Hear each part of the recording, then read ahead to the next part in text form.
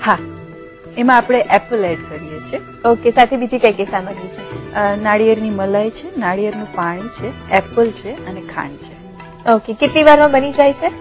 Hardly 5 થી 10 minute લાગે કારણ કે જયારે પાર્ટી માટે બનાવતા હોય ત્યારે ઘણી બધી પ્રિપરેશન્સ કરવાની હોય છે, એટલે એને ધ્યાનમાં રાખીને પણ આ ટાઈમ કન્ઝ્યુમિંગ છે કે ખૂબ ઇઝી છે? ખૂબ ઇઝી છે.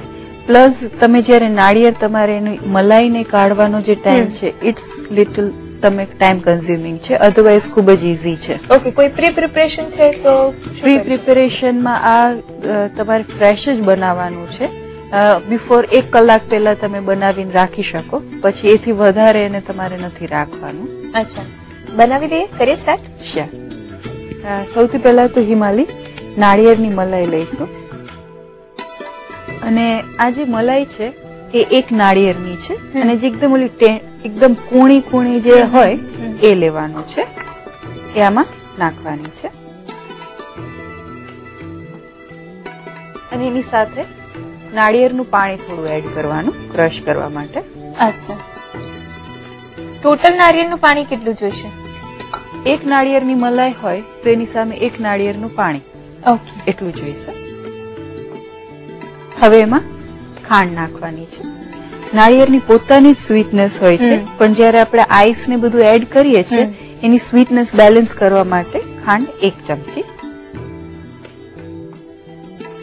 ક્રશ કરી લઈશું.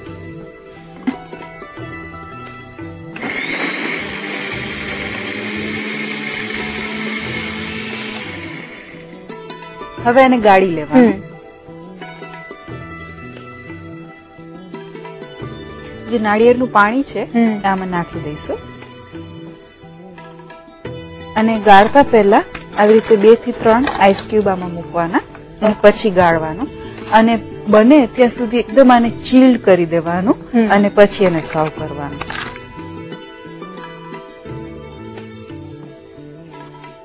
અત્યારે 1 નાળિયેરની મલાઈ અને સાથે એનું જ જે પાણી હોય છે એ લીધું છે, તો એમાંથી કેટલા ગ્લાસ અથવા કેટલા સર્વિંગ તૈયાર થશે? જો ગ્લાસ મીડિયમ સાઈઝના હશે તો 2 ગ્લાસ સર્વ થાય, અધરવાઇઝ મોટો હોય તો 1 ગ્લાસ સર્વિંગ છે. મેમ, તમે આ કોકોનટ ડ્રિંક્સ બનાવો છો તો 10 વ્યક્તિ માટે બનાવો તો કેટલું માપ લેવું જોઈએ? 10 વ્યક્તિ માટે બનાવતા હોય તો 5 થી 6 નાળિયેર થઈ જશે, એમાંથી લગભગ 10 વ્યક્તિ માટેના 10 ગ્લાસ જેટલું બની જશે. હવે આમાં બારીક સમારેલું એપલ એડ કરવાનું છે. કેટલું લઈએ છે એપલ? 1/4 પીસ લીધો છે. ઓકે. મેમ, આ કોકોનટ ડ્રિંકમાં એપલ સિવાય કોઈ બીજું ફ્રૂટ યુઝ કરી શકાય? હા, આમાં એપલ તો સરસ લાગે જ છે, એ સિવાય તમે બારીક સમારેલી પાકી કેરીના પીસ નાખવા હોય તો એ પણ સારા લાગે, અને સ્ટ્રોબેરી પણ સરસ લાગે. એ બંને આની સાથે સરસ કમ્બાઈન થાય છે. સમારીને જ લેવાનું? હા, બારીક સમારીને જ નાખો. લાઇટ ફ્લેવર જ આપવાની છે, બાકી એનો મેઇન ટેસ્ટ કોકોનટનો જ રહેશે. ઓકે. હવે આને સર્વ કરીશું. 2 થી 3 આઈસ ક્યુબ નાખવાના. મોકટેલ હોય એ ઓલવેઝ ચીલ્ડ સર્વ કરો તો જ એની મજા આવે. હવે આ ડ્રિંક આમાં એડ કરીશું. ઓપન ટેરેસ પાર્ટી મેનુનું first lesson coconut refresher ready છે. આઈ થિંક તને ક્લિયર છે? એકદમ. તમને ક્લિયર છે?